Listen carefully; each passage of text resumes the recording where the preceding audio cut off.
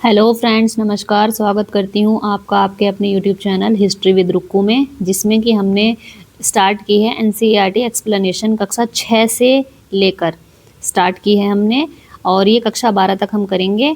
कक्षा 6 का जो अध्याय है, अध्याय 1, वो हमने एक्सप्लेन कर दिया है। आज हम कक्षा 6 का अध्याय 2 एक्सप्लेन करेंगे, जिसका नाम है आखेट, खाद्य संग्रह से भोजन उत्पादन तक।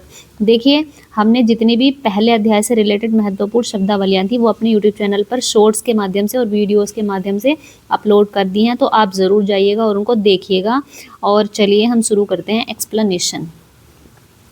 यहाँ एक बॉक्स बना हुआ है जिसमें लिखा है तुषार की रेल यात्रा।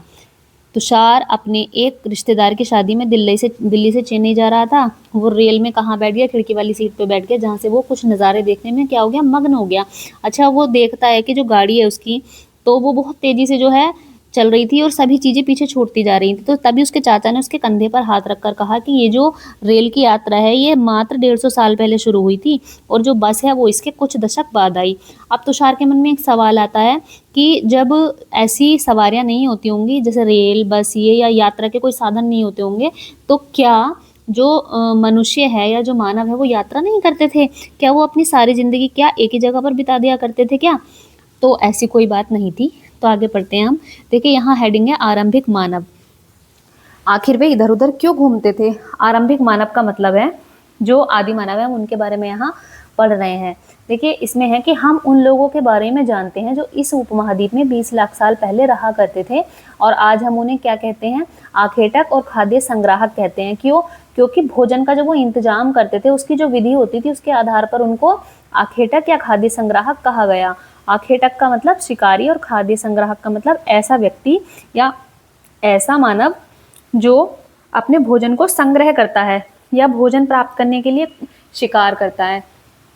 आगे देखते हैं। आमतौर पर खाने के लिए वे जंगली जानवरों का शिकार करते थे, मछलियाँ और चिड़िया पकड़ते थे, फल, मूल, दाने, पौधे, पत्तियाँ, अंडे इकट्ठे क्या करते थे। देखिए, यहाँ पर वो सामग्रियाँ बता दी गई हैं जो वो इकट्ठा करते थे या जिनका वो शिकार करते थे। किस चीज़ के लिए? अपने भोजन के लिए या अपना पेट भरने के लिए। आखेटक खाद्य संग्राहक समुदाय के लोग एक जगह से दूसरी जगह पर घूमते थे। ऐसा करने के कई कारण थे। आपकी एनसीईआरटी में ये क्वेश्चन भी आता है कि जो आखेटक होते थे या खाद्य संग्राहक होते थे, तो ये लोग एक जगह से दूसरी जगह पर क्यों घूमते थे? तो देखिए, यहाँ पर इसके कारण दिए गए हैं। पहला कारण कि अगर वे एक ही जगह पर ज़्यादा दिनों तक रहते तो आसपास के पौधों, फलों और जानवरों को खाकर समाप्त कर देते थे। इसलिए और भोजन की तलाश में इन्हें दूसरी जगहों पर क्या करना पड़ता था? जाना पड़ता था।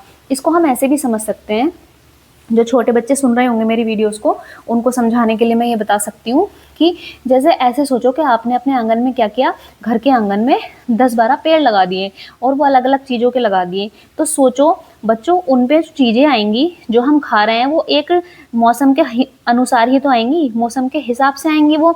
अब हम उनको ऐसा तो है नहीं कि हफ्ते भर खा सकें या 15 दिन लगातार खा सकें या साल भर लगातार खा सकें। उनका क्या होता है? एक लिमिटेड टाइम होता है ख़त्म हो जाने का।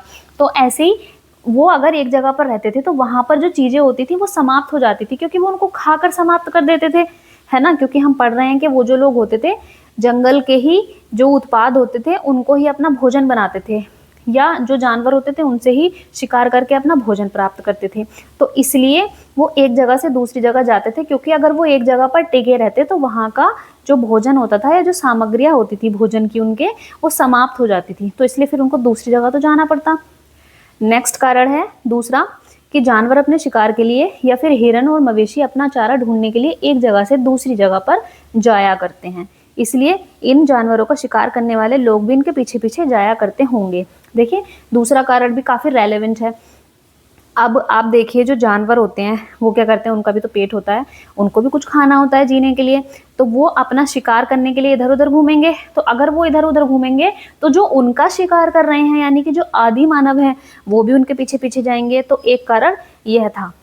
तीसरा कारण यह है कि पेड़ों, तो ये 2 कारण आई होप आपको समझ में आए होंगे। देखिए, तीसरा कारण ये है कि पेड़ों और पौधों में फल फूल अलग अलग मौसम में आते हैं, इसीलिए लोग उनकी तलाश में उपयुक्त मौसम के अनुसार अन्य इलाकों में घूमते होंगे। अब हर मौसम में क्या है, हर पेड़ पर एक ही मौसम में तो सारे फल नहीं आते, तो इसलिए जिस जिस मौसम में जिस एरिया में जो चीज़ें आती होंगी वो उसके हिसाब से क्या करते होंगे, अपना स्थान परिवर्तन करते होंगे और जाते होंगे, घूमते होंगे।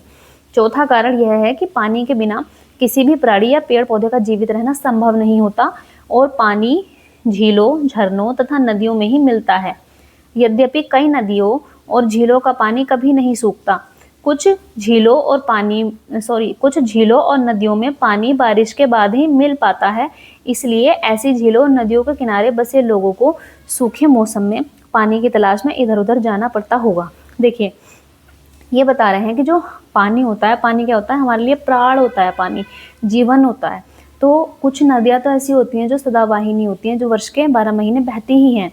लेकिन कुछ नदियाँ ऐसी होती हैं जो वर्षा के मौसम में ही क्या होती हैं, बहती हैं। तो जो आदिमानव ऐसी नदियों के किनारे रहते होंगे तो क्या होता होगा, गर्मियों में वो नदियाँ सूख जाती होंगी, तो उनको गर्मियों के मौसम में अपना स्थान परिवर्तित करके कहीं और जाना पड़ता होगा जहाँ उन्हें पानी की प्राप्ति हो सके।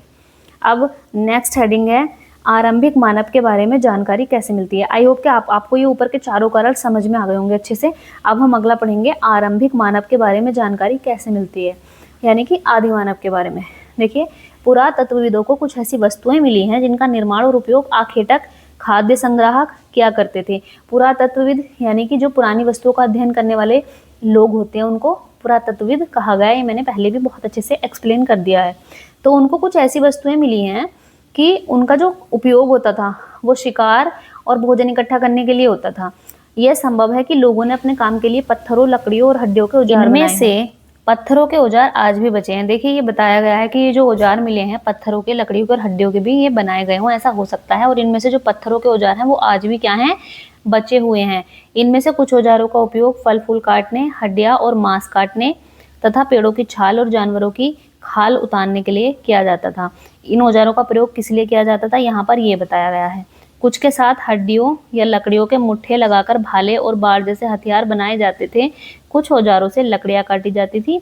लकड़ियों का उपयोग ईंधन के साथ साथ झोपड़ियां और औजार बनाने के लिए भी किया जाता था।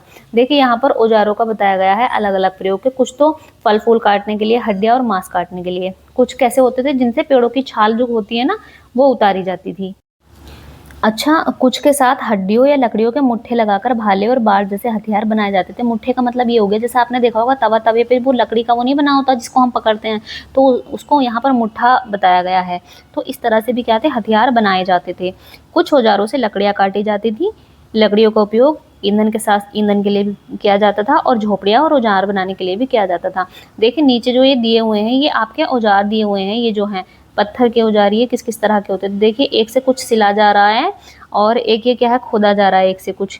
तो पत्थर के औजारों का उपयोग इंसान के खाने योग्य जड़ों को खोदने के लिए किया जाता था। तो जो लेफ्ट वाला है यहाँ पे क्या किया जा रहा है, ये खोदा जा रहा है, जड़ें खोदने के लिए जो है ना इसको यूज किया जा रहा है इस औजार को। और जो दाएं है वो जानवरों के खाल से बने वस्त्रों को सिलने के लिए किया जाता था। देखिए, ये दो हाथ हैं और ये क्या कर रहे हैं, ये सिल रहे हैं, खाल को सिल रहे हैं पत्थर के औजार के माध्यम से।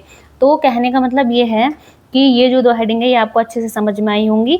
इसमें हमने समझाया कि जो आरंभिक मानव है वो इधर उधर क्यों घूमते थे और उनके बारे में जानकारी कैसे मिली पुरातत्वविदों को, है ना, या कैसे मिलती है। तो आई होप आपको ये दो हेडिंग समझ में आई होंगी। बाकी का हम कल एक्सप्लेन करेंगे, नेक्स्ट वीडियो में एक्सप्लेन करेंगे। और हमारे चैनल पर बने रहिएगा, वीडियोस देखते रहिएगा, ज़्यादा से ज़्यादा शेयर करते रहिएगा और हमारी वीडियो को लाइक कीजिए, चैनल को सब्सक्राइब कीजिए। धन्यवाद। आपका दिन शुभ हो।